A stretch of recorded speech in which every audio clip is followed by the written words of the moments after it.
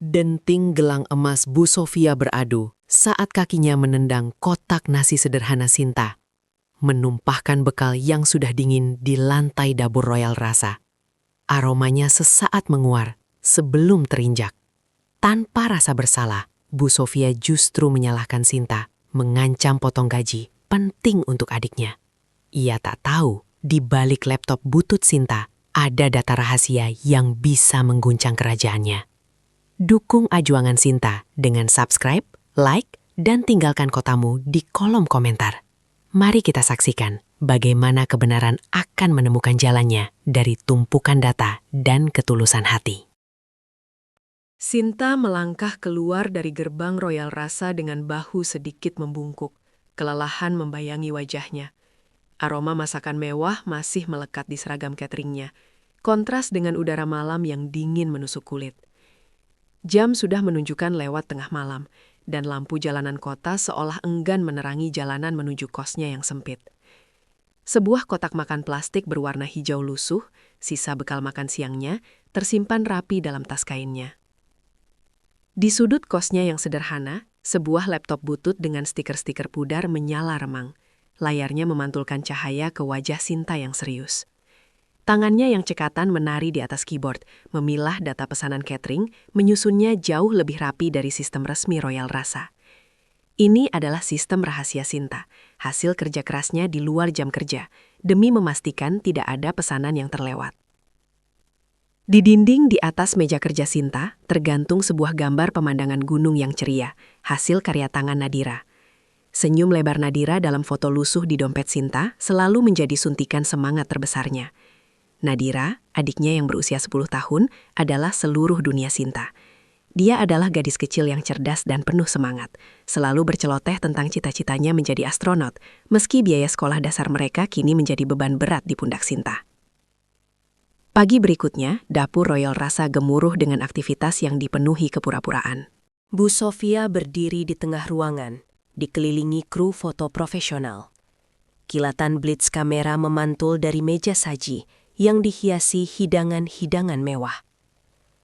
Sebuah tas tangan branded berwarna merah menyala diletakkan sembarangan di salah satu kursi, mencolok di antara perkakas dapur yang sibuk. Bu Sofia mengenakan gaun sutra berwarna krem, rambutnya ditata sempurna, dan pergelangan tangannya dihiasi gelang emas berkilauan. Pastikan cahayanya sempurna, ini untuk majalah gaya hidup, kata Bu Sofia dengan suara anggun, namun terselip ketegangan tipis di dalamnya. Ia tersenyum menawan ke arah kamera, sebuah senyum yang terasa dingin dan penuh perhitungan. Sinta berdiri di sudut, menunggu perintah. Matanya sesekali melirik kotak nasi bekalnya yang diletakkan hati-hati di lantai, agak jauh dari keramaian. Itu adalah nasi dan lauk sederhana, jauh berbeda dari hidangan glamor di depannya. Saat Bu Sofia berbalik untuk mengambil posa lain, ia tanpa sengaja menggeser kakinya. Sebuah tendangan kecil namun cukup kuat. Suara kotak plastik yang terjatuh dan isinya yang tumpah langsung menarik perhatian. Nasi dan lauk pauk bekal Sinta kini berserakan di lantai dapur yang bersih, tepat di depan kamera yang sedang membidik. Sinta terpaku. Matanya membelalak melihat bekalnya yang hancur. Wajah Bu Sofia berubah masam. Ia menatap Sinta dengan tajam, tanpa sedikit pun penyesalan. Astaga Sinta, bukankah sudah saya bilang jangan menyimpan barang sembarangan di area kerja? Kamu ini ceroboh sekali, hardik Bu Sofia. Suaranya naik 1 oktav, menghancurkan suasana tenang yang ia coba ciptakan. Bu Sofia menunjuk tumpahan nasi itu dengan ujung sepatunya yang mengkilap. Bersihkan itu. Dan untuk kelalaianmu, upahmu saya potong Rp50.000 hari ini. Anggap saja sebagai ganti rugi atas kekacauan ini. Ucapnya dingin, di hadapan kru foto dan karyawan lain yang hanya bisa menunduk. Perasaan malu dan sakit hati menusuk Sinta. Namun yang lebih parah, ia merasakan kepanikan yang luar biasa. Sinta membersihkan sisa nasi di lantai, tangannya gemetar. Rp50.000 uang itu sangat berarti. Lebih dari sekadar makan siang, itu adalah bagian penting dari sisa uang yang ia kumpulkan untuk membayar SPP Nadira. Jangka waktu pembayarannya sudah jatuh tempo besok pagi. Sepanjang sisa hari, bayangan wajah Nadira yang ceria terus menghantuinya. Malam itu di kosnya, Sinta termenung. Ia menatap laptop bututnya, layar masih menampilkan data pesanan catering yang rapi. Angka-angka dan nama-nama yang selama ini ia susun kini terasa berat. Ada perasaan aneh bahwa insiden nasi tumpah tadi bukan hanya tentang kecerobohan. Ada sesuatu yang lebih besar dari sekedar kecelakaan di balik sikap Bu Sofia yang begitu arogan dan tanpa belas kasih. Ia harus mencari cara. Sinta menelan ludah, menatap layar laptopnya yang memantulkan bayangan matanya yang lelah. SPP Nadira harus terbayar. Sinta dihadapkan pada kenyataan pahit bahwa upahnya dipotong, mengancam biaya sekolah adiknya. Ia mulai menaruh curiga pada Bu Sofia. Merasa ada sesuatu yang tidak beres di balik insiden yang tampaknya sederhana. Kebutuhan mendesak untuk membayar SPP Nadira mendorong Sinta untuk mencari jawaban di antara tumpukan data di laptopnya. Malam itu, dinginnya lantai kos terasa menusuk tulang Sinta yang terduduk di hadapan laptop bututnya. Layar yang berkedip samar itu memancarkan cahaya redup menerangi kerut keningnya. Setiap angka dan nama pelanggan yang berbaris rapi dalam sistem data buatannya, seolah berteriak menagih jawaban atas pemotongan upah yang tak adil. Wajah ceria Nadira muncul di benaknya, diapit oleh tanggal jatuh tempo SPP yang semakin mendekat. Menyulut bara cemas di dadanya. Pagi menjelang, namun kekhawatiran Sinta tak kunjung sirna. Ia mencoba mencari pekerjaan sambilan, apa saja, yang bisa mengisi celah finansial yang menganga. Mengantarkan pesanan daring setelah jam kerja Royal Rasa, membantu tetangga membuat kue, atau menawarkan jasa mengetik dokumen. Semuanya ia lakoni dengan tubuh yang kian merapuh dan mata yang selalu sayu. Namun, setiap usaha itu hanya mampu menutup sedikit dari lubang besar yang dibuat Bu Sofia. Nadira, meski tak pernah mengeluh, tak luput menyadari perubahan pada kakaknya. Senyumnya tak lagi secerah dulu, matanya sering menatap Sinta dengan binar kekhawatiran saat melihat sang kakak tertidur di meja belajar, beralaskan buku catatan yang penuh coretan angka. Sinta sesekali mencoba menghubungi Bu Sofia perihal upahnya, namun teleponnya tak pernah diangkat.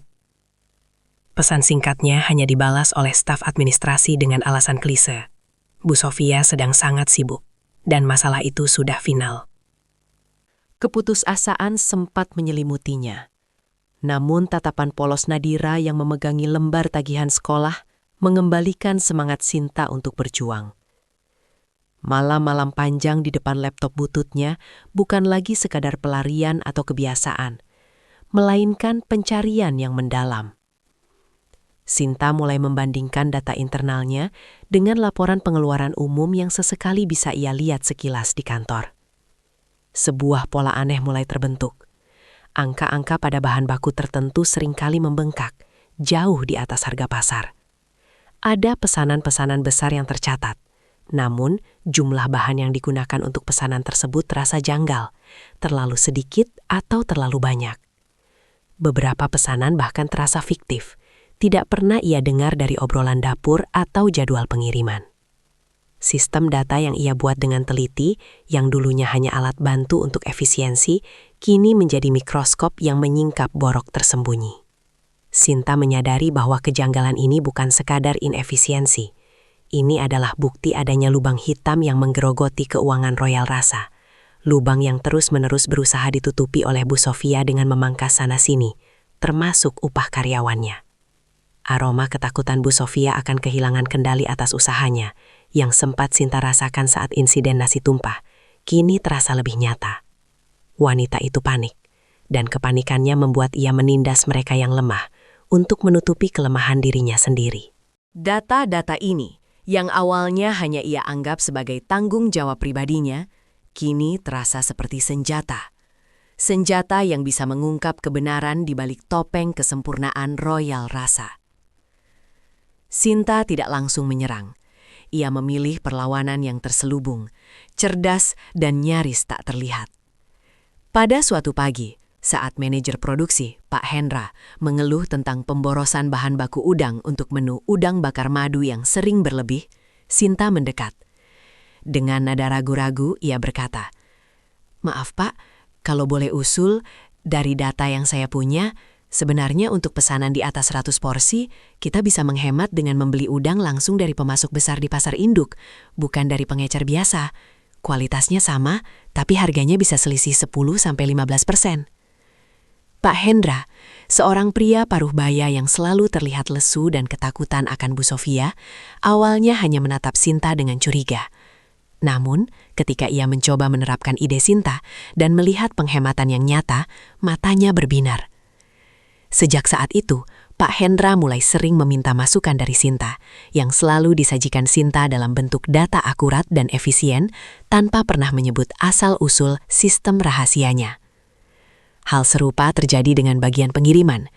Sinta menunjukkan bahwa rute pengiriman yang selama ini digunakan untuk area Jakarta Selatan tidak efisien, memakan waktu dan bahan bakar lebih banyak dari yang seharusnya. Ia menyarankan perubahan rute berdasarkan analisis data alamat pelanggan. Awalnya, kepala bagian pengiriman Pak Dimas menolak keras, menganggap Sinta sok tahu. Namun, setelah Sinta menunjukkan perbandingan data konsumsi bahan bakar sebelum dan sesudah usulan rute alternatifnya, Pak Dimas terdiam. Angka tak bisa berbohong. Secara perlahan, tanpa disadari Bu Sofia, kinerja Royal Rasa mulai sedikit membaik di beberapa sektor. Efisiensi meningkat, pemborosan berkurang. Namun, ini juga berarti celah-celah tempat Bu Sofia biasa bermain dengan angka menjadi semakin sempit. Ia mulai merasa ada yang aneh. Beberapa laporan yang dulu bisa ia manipulasi dengan mudah, kini terasa lebih ketat. Bu Sofia, dengan tas mahal yang selalu bertengger di bahunya dan ponsel canggih yang tak pernah lepas dari tangannya, mulai mencurigai adanya tangan-tangan tak terlihat yang mengganggu rencananya. Ia mencurigai manajer-manajer menengahnya, menuduh mereka mencoba mengambil keuntungan atau berkhianat. Namun, mereka semua sama takutnya pada Bu Sofia. Suatu sore, Sinta lupa mematikan laptop bututnya yang ditinggal di meja kerja sudutnya, tempat ia biasa mengelola datanya secara diam-diam. Ia hanya meninggalkan laptop itu dalam mode sleep saat pergi sebentar ke toilet. Bu Sofia, yang sedang berkeliling dapur dengan wajah tegang, mencari-cari kesalahan, tiba-tiba melihat layar laptop Sinta yang menyala. Penasaran, ia mendekat. Layar laptop itu menampilkan deretan data yang rapi dan terstruktur, dengan berbagai tabel dan grafik yang lebih kompleks dari sistem manajemen catering resmi mereka yang berantakan. Mata Bu Sofia menyipit. Itu bukan format laporan resmi perusahaan. Matanya tertuju pada sebuah kolom bertuliskan selisih harga beli versus rata-rata pasar dan potensi penghematan. Amarahnya mendidih. Dia merasa Sinta bukan hanya seorang karyawan biasa, melainkan mata-mata yang mencoba menjatuhkannya. Atau lebih buruk, Sinta mencoba mencuri rahasianya. Bu Sofia segera memanggil Sinta ke kantor pribadinya yang mewah dan steril. Sebuah ruangan yang selalu membuat Sinta merasa kerdil. Bu Sofia duduk di balik meja mahogani mengkilatnya, dengan ekspresi dingin dan angkuh. Tas mahalnya diletakkan di sampingnya, seolah menjadi perisai. Di tangannya, ia memegang print-out beberapa lembar data dari laptop Sinta yang ia ambil paksa. "Sinta," suara Bu Sofia tajam dan menusuk. "Bisakah kamu jelaskan apa ini?" Ia melemparkan lembaran data itu ke meja di depan Sinta. "Kamu pikir kamu siapa? Berani-beraninya membuat sistem sendiri, menganalisis data perusahaan, bahkan sampai mencatat potensi penghematan, seolah-olah kamu paling tahu segalanya. Kamu pikir kamu sedang melakukan apa? Mencuri data? Membongkar rahasia perusahaan?" Sinta gemetar. Ia mencoba menjelaskan. "Bukan Bu Sofia, saya hanya mencoba membantu." Sistem resmi kita sering error, jadi saya buat ini untuk mempermudah pekerjaan saya. Dan kadang-kadang saya lihat ada yang bisa dihemat. Membantu? Bu Sofia tertawa sinis. Atau mencoba menusuk dari belakang, mengumpulkan informasi untuk kepentingan pribadi, atau mungkin untuk perusahaan lain. Jangan kira saya tidak tahu, Sinta. Kamu sudah kelewat batas. Saya bisa menuntutmu atas pencurian data dan pelanggaran kerahasiaan perusahaan. Kamu akan dipecat tanpa pesangon, dan saya pastikan tidak ada perusahaan catering lain yang mau menerimamu. Kamu akan berakhir di jalanan. Sinta tak bisa berkata-kata, tubuhnya serasa membeku. Tiba-tiba, dari celah pintu kantor Bu Sofia yang sedikit terbuka, terdengar suara langkah kaki kecil. Nadira, yang pulang sekolah dan langsung mencari kakaknya, kini berdiri terpaku di ambang pintu. Matanya yang polos menatap Sinta dan Bu Sofia bergantian, kebingungan dan ketakutan mendengar sebagian percakapan yang mengerikan itu. Sinta terpaku, matanya bertabrakan dengan mata Nadira yang melebar ketakutan, lalu kembali menatap Bu Sofia yang kini menatap Nadira dengan tatapan jijik, seolah kehadiran gadis kecil itu adalah sebuah gangguan. Sinta mengepalkan tangannya, menahan gerumuh badai dalam dirinya. Ia tak punya apa-apa lagi untuk kehilangan, kecuali martabatnya dan masa depan Nadira. Sinta dan Nadira semakin terpojok secara finansial. Namun, Sinta justru menemukan anomali dalam data catering yang menjadi petunjuk awal praktek penyelewengan di Royal Rasa. Bu Sofia, yang mulai mencurigai efisiensi tak terduga, akhirnya menemukan data rahasia Sinta dan memberinya ultimatum pemecatan tanpa pesangon. Ultimatum keras dari Bu Sofia, yang sebagian didengar Nadira, membuat Sinta terdesak di titik terendah kehidupannya. Gema ancaman Bu Sofia masih bergaung di telinga Sinta. Namun kali ini bukan lagi sebagai belenggu, melainkan pelecut amarah yang membakar. Tangannya mengepal di sisi tubuh, tubuhnya menegang. Di balik raut wajahnya yang mencoba tetap tenang, sebuah keputusan besar tengah bergejolak. Kata-kata dipecat tanpa pesangon dan tuntutan hukum terasa seperti pukulan telak. Namun melihat Nadira yang menatapnya dengan mata cemas dari sudut ruangan, Sinta merasakan sesuatu yang lebih mendalam dari sekadar keputusasaan. Kali ini, ia tidak hanya kehilangan pekerjaan. Ia juga merasa harga dirinya diinjak-injak, dan masa depan adiknya dipertaruhkan. Ruangan Bu Sofia yang dingin dan mewah, kini terasa seperti medan perang yang baru saja ia tinggalkan dengan kekalahan sementara. Malam itu, di kamar kos yang sempit dan hangat, Sinta memeluk Nadira erat. Aroma sampo murah di rambut adiknya adalah satu-satunya pelipur arah. "Kakak sudah tidak kerja lagi di Royal Rasa, Dek," bisiknya. Suaranya tercekat. Nadira mengangguk pelan. Mata polosnya merekam setiap kekhawatiran yang coba Sinta sembunyikan. "Tapi kakak tidak akan menyerah. Kakak janji, kita pasti baik-baik saja." Janji itu bukan hanya untuk Nadira, tapi juga untuk dirinya sendiri. Sinta menatap laptop bututnya yang tergeletak di meja kecil. Layar redupnya memanturkan bayangan wajahnya yang lelah, namun penuh tekad. Data-data di dalamnya bukan lagi sekedar angka atau daftar pesanan. Itu adalah senjata, benteng terakhir martabatnya, dan satu-satunya jalan keluar. Esok harinya, Sinta tak buang waktu. Dia menghubungi Risa, teman lamanya yang kini berprofesi sebagai social media spesialis untuk sebuah agensi kecil. Risa adalah sosok yang ceria, energik, dan selalu punya ide gila. Mereka bertemu di sebuah kafe murah, jauh dari hiruk-pikuk kota.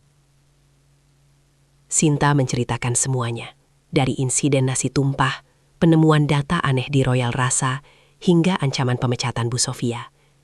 Risa mendengarkan dengan saksama, sesekali mengernyitkan dahi, matanya berkilat penuh ide. "Gila, Sin. Ini bukan cuma soal kamu ditindas. Ini soal keadilan yang terang-terangan diinjak," kata Risa setelah Sinta selesai bercerita. "Dan data yang kamu punya itu gold. Ini lebih dari sekedar sensasi viral. Ini bisa jadi gerakan." Sinta menjelaskan lebih detail tentang data pesanan. Bagaimana ia menemukan pola markup harga bahan baku yang tidak wajar, adanya pesanan fiktif yang jumlahnya signifikan, serta biaya operasional yang membengkak tanpa alasan jelas. Semua itu adalah indikasi kuat adanya penyelewengan finansial atau setidaknya manajemen yang sangat buruk dan merugikan perusahaan. Ia menunjukkan beberapa contoh tangkapan layar dari datanya yang tersusun rapi, lengkap dengan perbandingan harga pasar dan harga yang dibayarkan oleh Royal Rasa. Risa terkesima. Oke, kita butuh strategi. Risa mengambil napas dalam. Pertama, kita butuh video yang personal, jujur, tapi juga didukung fakta. Kita tunjukkan siapa kamu, siapa Nadira, dan apa yang kamu perjuangkan. Lalu, kita tunjukkan data ini. Bikin visualisasinya semenarik mungkin, biar orang awam pun gampang paham. Risa menyarankan Sinta untuk merekam video di kamar kosnya, agar nuansa kesederhanaan dan perjuangan mereka terpancar jelas. Mereka mulai membuat naskah sederhana. Sinta diminta untuk berbicara dengan tenang, lugas, menceritakan kisahnya tanpa drama berlebihan, namun dengan ketegasan yang tak terbantahkan. Untuk rekaman insiden nasi tumpah, Sinta teringat seorang staf magang bernama Benny yang sering iseng merekam suasana dapur dengan ponselnya untuk konten pribadi. Setelah mencari kontak dan menghubungi Benny, ternyata Benny memang memiliki rekaman singkat momen itu. Diambil dari sudut pandang yang tidak terlalu jelas, namun cukup menunjukkan Bu Sofia menendang kotak nasi Sinta dan ekspresi terkejut Sinta. Benny, yang juga merasa tak nyaman dengan gaya kepemimpinan Bu Sofia, bersedia mengirimkan rekaman itu dengan syarat identitasnya dirahasiakan. Rekaman itu menjadi potongan puzzle yang penting. Risa membantu Sinta membuat infografis sederhana dari data-data yang Sinta kumpulkan.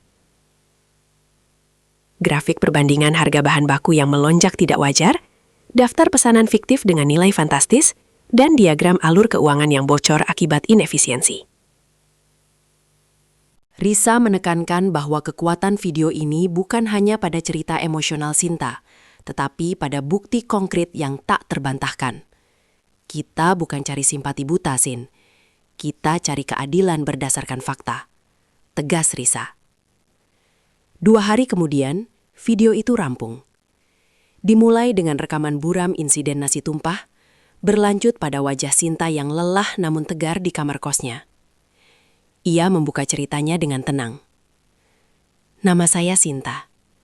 Saya adalah mantan karyawan catering Royal Rasa. Saya tidak pernah menyangka kotak nasi bekal saya yang sederhana akan menjadi pemicu sebuah kesadaran besar tentang apa itu keadilan dan integritas. Sinta kemudian berbicara tentang Nadira, motivasinya untuk bekerja keras, dan bagaimana ia menemukan sistem rahasianya untuk merapikan data pesanan. Saya hanya ingin membantu perusahaan agar lebih efisien. Saya tidak tahu, ketekunan saya justru mengungkap sesuatu yang lebih besar.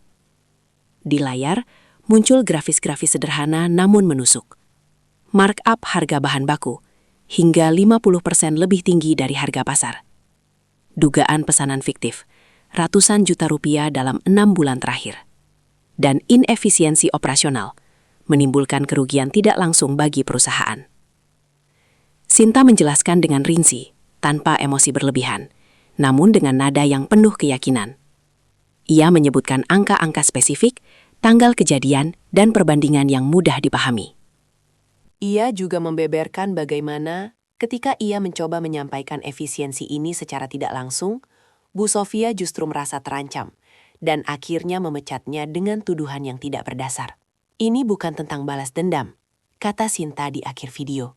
Tatapannya lurus ke kamera. Ini tentang kebenaran yang harus diungkap, agar tidak ada lagi Sinta-Sinta lain yang ditindas dan Nadira-Nadira lain yang masa depannya terancam oleh keserakahan dan ketidakjujuran. Video ditutup dengan nasi untuk Nadira. Risa mengunggah video itu di berbagai platform media sosial pada jam-jam prime time. Awalnya responsnya lambat. Hanya beberapa ratus views dan likes dari teman-teman Sinta dan jaringan Risa. Namun, Risa tahu cara kerja algoritma. Ia meminta teman-temannya untuk membagikan, berkomentar, dan menggunakan tagar tersebut.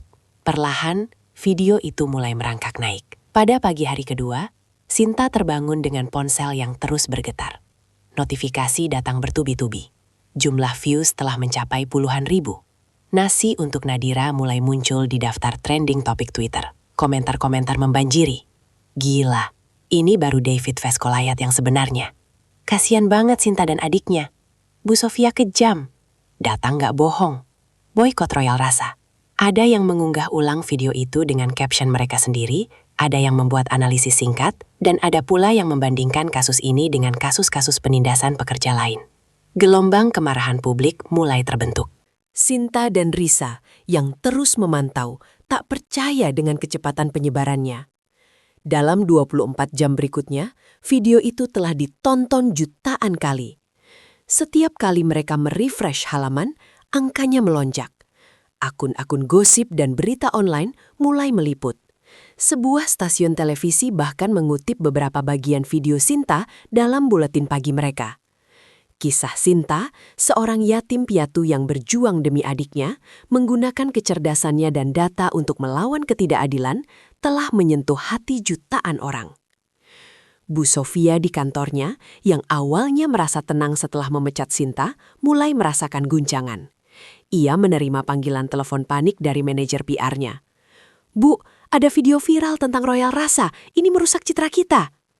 Bu Sofia, dengan ponsel mahalnya yang selalu di tangan, awalnya mengabaikan. "Sensasi murahan saja, nanti juga reda," katanya angkuh, mencoba menenangkan diri sendiri. Namun ketika ia membuka media sosial, dunia seolah runtuh. Video Sinta ada di mana-mana. Komentar-komentar negatif memenuhi setiap unggahan Royal Rasa, bahkan di akun pribadi Bu Sofia. Wajah Bu Sofia memerah menahan amarah. Dia tidak bisa percaya Sinta, si gadis culun yang dianggapnya remeh, berani melakukan ini. "Kurang ajar, ini fitnah, pencemaran nama baik," bentaknya pada staf PR-nya. Dia memerintahkan tim legalnya untuk segera mengirim somasi dan ancaman tuntutan balik ke Sinta.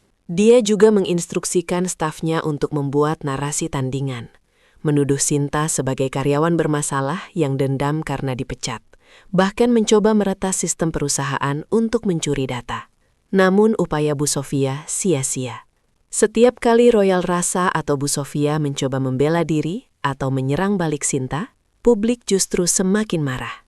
Data-data yang ditampilkan Sinta terlalu akurat, terlalu rinci, untuk dianggap sebagai fitnah belaka.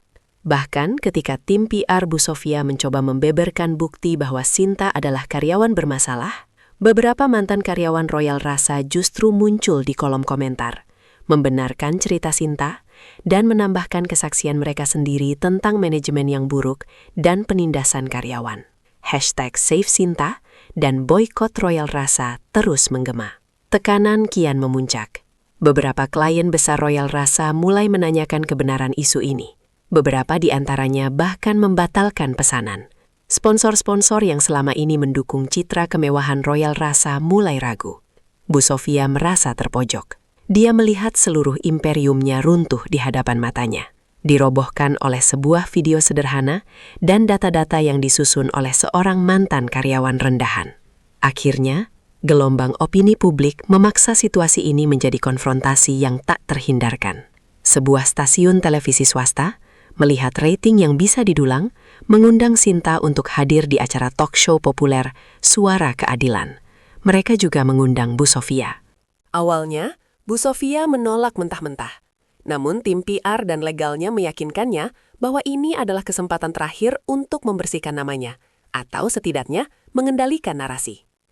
Jika tidak hadir, itu hanya akan memperkuat persepsi publik bahwa dia memang bersalah. Malam itu, studio televisi penuh sesak. Cahaya lampu sorot begitu terang, namun Sinta tetap tenang. Ia duduk di salah satu sofa, di seberang Bu Sofia yang tampak tegang meski berusaha keras menampilkan senyum angkuh. Bu Sofia mengenakan gaun desainer mahal, kalung mutiara berkilauan, dan tas brandednya tergeletak di sampingnya. Simbol kemewahan yang kini terasa begitu ironis di tengah tuduhan penyelewengan. Sementara Sinta, mengenakan kemeja sederhana dan celana panjang rapi, memegang sebuah tablet berisi semua data yang ia kumpulkan. Nadira, yang ditemani Risa, menonton dari ruang tunggu. Pembawa acara, seorang jurnalis senior yang terkenal tajam, membuka acara. Malam ini, kita akan membahas sebuah fenomena viral, nasi untuk Nadira, yang telah mengguncang dunia maya dan juga industri catering kita. Di sini, kita punya dua sosok sentral, Ibu Sofia, pemilik Royal Rasa, dan Sinta, mantan karyawan yang kisah perjuangannya telah menginspirasi jutaan orang. Pertanyaan pertama ditujukan kepada Bu Sofia. Ibu Sofia, bagaimana tanggapan Anda terhadap video yang diunggah Sinta dan tuduhan penyelewengan di Royal Rasa? Bu Sofia tersenyum tipis, senyum yang tidak sampai ke matanya.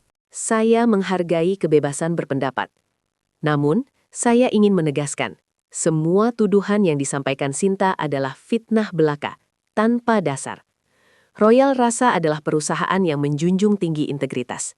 Sinta dipecat karena memang ada masalah kinerja dan dugaan penyalahgunaan data perusahaan. Saya justru merasa ini adalah upaya pencemaran nama baik yang terstruktur.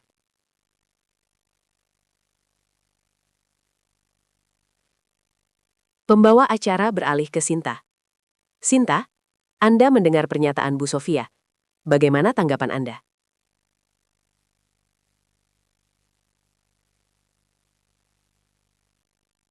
Sinta menatap Bu Sofia sejenak. Tatapannya tenang dan tak gentar. Saya menghormati hak Bu Sofia untuk membela diri. Tapi, saya datang ke sini bukan dengan opini atau asumsi. Saya datang dengan fakta, dengan data.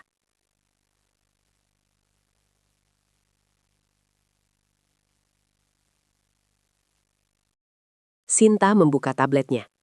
Seperti yang saya sampaikan di video, saya memiliki catatan lengkap pesanan, pembelian bahan baku, dan laporan keuangan internal yang saya buat sendiri selama saya bekerja di sana.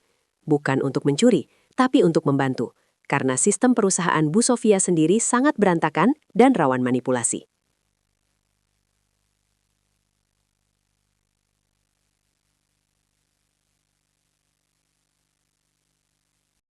Di layar besar studio, ditampilkan visualisasi data yang lebih profesional dari yang ada di video. Grafik-grafik muncul satu persatu menunjukkan anomali yang mencolok. Di sini, bisa kita lihat Ibu Sofia. Sinta menunjuk layar. Pada bulan April, ada pembelian daging sapi dengan harga Rp150.000 per kilogram. Padahal harga pasar saat itu tidak lebih dari Rp110.000. Dan total pembelian mencapai 2 ton. Selisih Rp40.000 per kilogram dikalikan 2. 0,0 kilogram berarti ada 80 juta selisih yang mencurigakan hanya dari satu item ini. Bu Sofia memotong, suaranya sedikit meninggi. Itu mungkin kesalahan input, Sinta, atau ada kenaikan harga mendadak. Kamu tidak tahu seluk-beluk manajemen besar. Sinta tetap tenang. Kalau hanya satu kali, mungkin. Tapi data saya menunjukkan pola ini berulang. Tidak hanya pada daging, tapi juga sayuran segar, ikan, bahkan peralatan dapur. Ada pihak-pihak yang secara sistematis memarkup harga pembelian. Dan yang lebih serius, di sini, Sinta menggeser tampilan data ke bagian lain. Adalah daftar pesanan fiktif. Pesanan untuk event-event besar yang tercatat di pembukuan internal perusahaan, namun tidak pernah ada di daftar klien yang sebenarnya.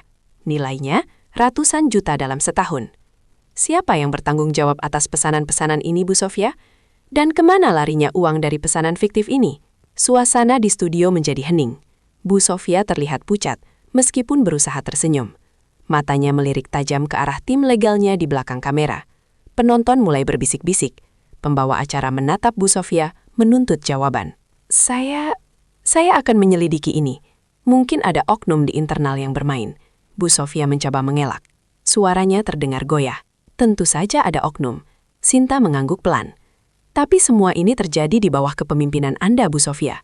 Bukankah seorang pemilik perusahaan memiliki tanggung jawab penuh atas transparansi dan akuntabilitas? Saya sempat secara tidak langsung menyampaikan adanya inefisiensi ini kepada manajer. Namun, mereka selalu mengatakan bahwa Bu Sofia tidak suka detail-detail seperti ini. Yang penting, citra luar perusahaan terlihat mewah dan sempurna. Bahkan, ketika saya mencoba memberikan solusi, saya justru dianggap mengancam. Sinta menunjukkan data tentang pemborosan yang tidak perlu, seperti pembelian dekorasi event yang berlebihan namun jarang terpakai, atau biaya promosi yang tinggi namun tidak efektif. Semua untuk menopang citra artifisial Royal Rasa. Bu Sofia terpojok. Tuduhan-tuduhan yang semula ia anggap fitnah, kini dibenturkan dengan data konkret yang dingin dan tak terbantahkan. Kemewahan artifisial yang selama ini ia bangun di Royal Rasa kini terasa hampa, terkoyak oleh kebenaran yang dibeberkan oleh seorang gadis sederhana. Ia merasa seperti berdiri di tepi jurang, dengan jutaan mata memandanginya, menunggu ia jatuh. Kedua sosok itu duduk di sana, di bawah sorotan lampu studio yang sama terangnya, dengan cahaya kebenaran yang baru saja Sinta nyalakan. Ruangan terasa berat, seolah udara pun menanti resolusi dari duel David dan Goliat modern ini. Bu Sofia, dengan segala kemewahan dan arogansinya, kini hanya bisa menatap Sinta dengan pandangan tak percaya, campuran antara amarah dan ketakutan, menyadari bahwa takhta kesempurnaannya mulai retak. Sinta dan Nadira telah menemukan cara untuk menyuarakan kebenaran mereka, dan publik telah mendengar. Keberanian Sinta telah memicu gelombang dukungan yang tak terduga, mengubahnya dari seorang korban menjadi simbol harapan. Namun, apakah kekuatan viral ini cukup untuk menggoyahkan fondasi kekuasaan Bu Sofia yang telah lama tertancap? Sinta dan Nadira telah menemukan cara untuk menyuarakan kebenaran mereka, dan publik telah mendengar. Keberanian Sinta telah memicu gelombang dukungan yang tak terduga, mengubahnya dari seorang korban menjadi simbol harapan. Namun, apakah kekuatan viral ini cukup untuk menggoyahkan fondasi kekuasaan Bu Sofia yang telah lama tertancap? Debat di layar kaca itu berakhir dengan keheningan yang memekakan, namun gaungnya justru menggema ke seluruh negeri. Ruangan studio yang tadinya dipenuhi sorot lampu terang, kini terasa dingin dan hampa, membiarkan Sinta berdiri tegak memegang laptop bututnya, sementara Bu Sofia termangu di kursinya, tatapan kosong menatap ke depan. Kamera masih menyala, menangkap detik-detik kehancuran Bu Sofia dan kebangkitan Sinta. Tanpa satupun kata mampu mengubah fakta yang telah terpapar. Gelombang reaksi publik tak terbendung. Nasi untuk Nadira tidak lagi sekedar tagar, melainkan seruan keadilan yang beresonansi di setiap sudut media sosial. Video potongan debat televisi itu disandingkan dengan rekaman insiden nasi tumpah dan visualisasi data yang Sinta tunjukkan, menjadi bukti tak terbantahkan. Masyarakat yang selama ini mungkin merasa tak berdaya menghadapi ketidakadilan menemukan representasi suara mereka pada Sinta. Simpati membanjir tak hanya dalam bentuk dukungan moral, tapi juga tawaran nyata yang datang dari berbagai pihak.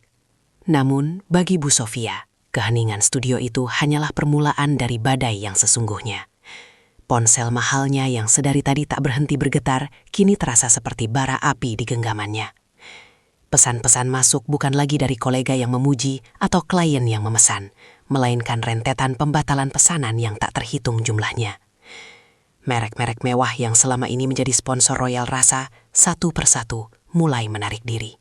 Sebuah hotel bintang 5 yang telah menjalin kontrak jangka panjang untuk layanan catering eksklusif, mengirimkan email resmi berisi pemutusan kerjasama, dengan alasan pelanggaran etika dan reputasi yang tidak dapat dipertahankan. Dapur Royal Rasa, yang biasanya riuh rendah dengan suara alat masak dan percakapan para koki, perlahan menjadi sunyi. Para karyawan yang selama ini bekerja dalam ketakutan di bawah bayang-bayang Bu Sofia, kini saling berbisik, memandang satu sama lain dengan pandangan campur aduk, antara lega, cemas, dan sedikit kepuasan. Mereka telah menyaksikan sendiri bagaimana Sinta, seorang yatim piatu sederhana, berdiri tegak menghadapi arogansi pemilik catering yang bergelimang harta. Rasa keadilan, betapapun pahitnya bagi Bu Sofia, kini terasa manis bagi mereka yang tertindas. Beberapa karyawan bahkan terang-terangan mencari Sinta, meminta maaf atas ketidakmampuan mereka membela, sekaligus menanyakan kemungkinan adanya lowongan jika Sinta kelak mendirikan usaha cateringnya sendiri. Keesokan harinya, Royal Rasa resmi dinyatakan pailit. Pintu-pintu tokonya yang megah di pusat kota kini tertutup rapat, Tertempel pemberitahuan dari otoritas hukum yang menyegel aset-aset perusahaan. Investigasi menyeluruh dimulai, dan satu persatu, penyelewengan finansial yang selama ini ditutupi oleh Bu Sofia mulai terkuak. Data-data yang Sinta kumpulkan dan rapikan di laptop bututnya, yang awalnya hanya ia gunakan untuk efisiensi pribadinya, ternyata menjadi kunci pembuka kotak Pandora. Bukan hanya penggelembungan harga bahan baku, melainkan juga skema pesanan fiktif untuk mencairkan dana tak jelas, serta pemotongan upah karyawan secara tidak sah yang terakumulasi menjadi jumlah fantastis. Keangkuhan Bu Sofia, yang selalu membuatnya merasa tak tersentuh, kini menjerumuskannya ke dalam jurang terdalam yang ia gali sendiri. Bu Sofia mencoba melawan. Ia menyewa pengacara-pengacara mahal, mencoba memutarbalikan fakta, bahkan melontarkan tuduhan balik bahwa Sinta telah mencuri data dan merusak reputasinya. Namun kali ini, ia bukan lagi berhadapan dengan karyawan-karyawan takutnya. Ia berhadapan dengan kebenaran yang didukung oleh jutaan suara di media sosial dan bukti konkret yang tak terbantahkan.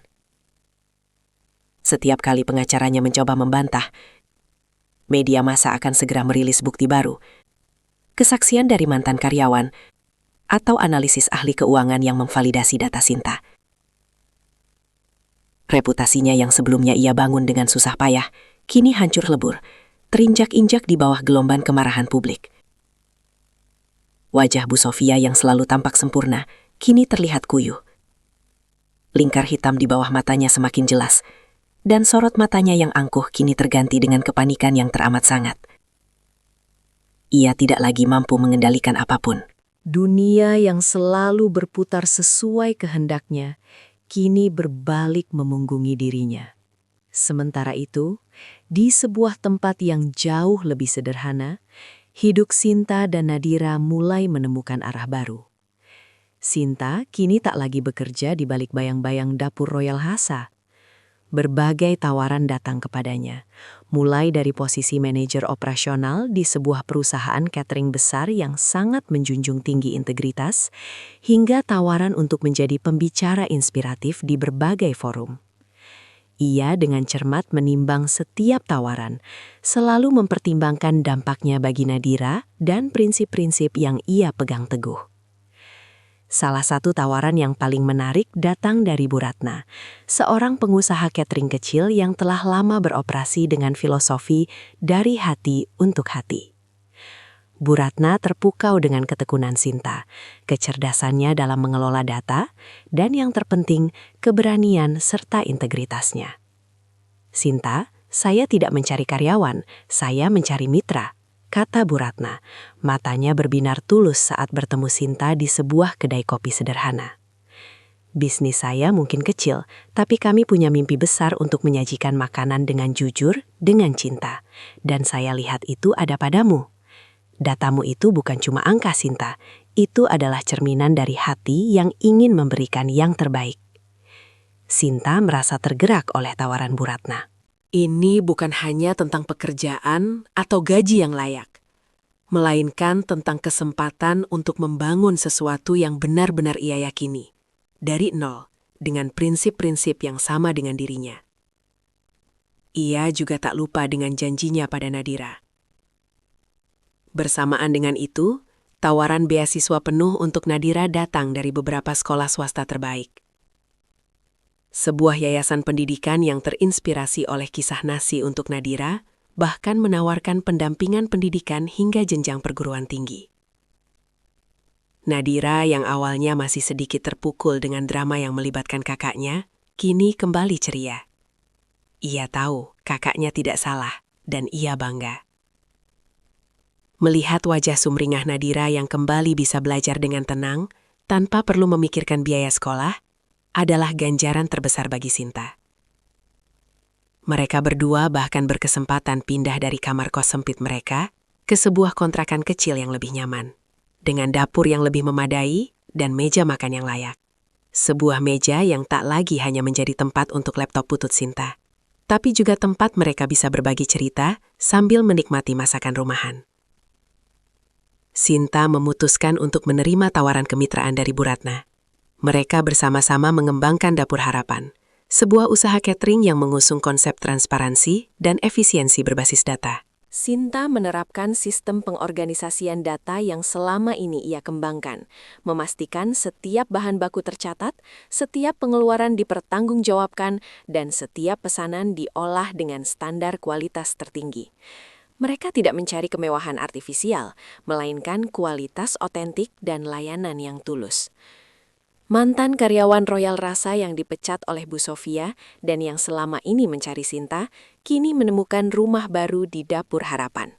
Mereka bekerja dengan semangat baru, gaji yang layak, dan dihormati sebagai bagian dari tim, bukan sekedar roda gigi yang mudah diganti. Di Dapur Harapan, setiap kotak nasi yang disiapkan tidak hanya berisi makanan, tapi juga cerita. Cerita tentang ketekunan, integritas, dan kasih sayang yang mampu mengubah takdir.